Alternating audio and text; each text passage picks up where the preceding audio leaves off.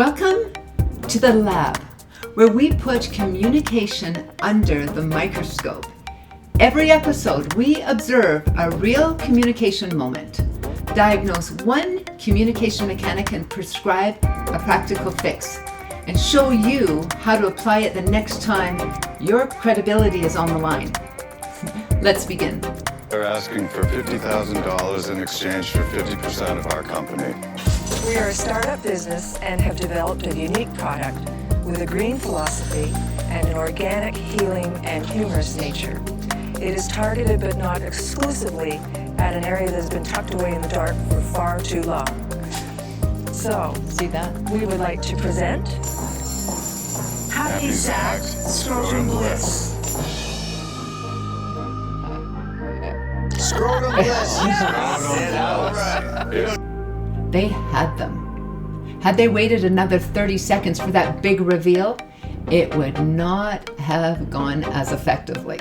It's a very brilliant use of curiosity.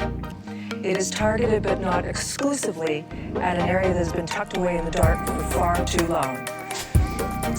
What we want is that spark of curiosity, which they did brilliantly, and then the reveal within 10 to 15 seconds later.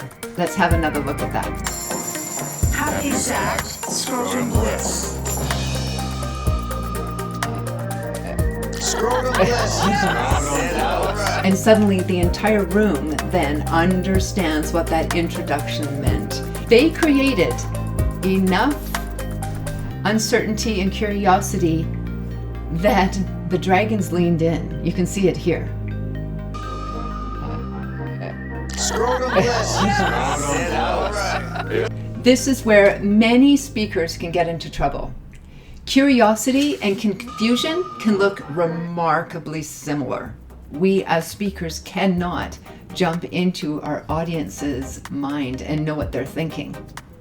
Here's something to try in your next presentation.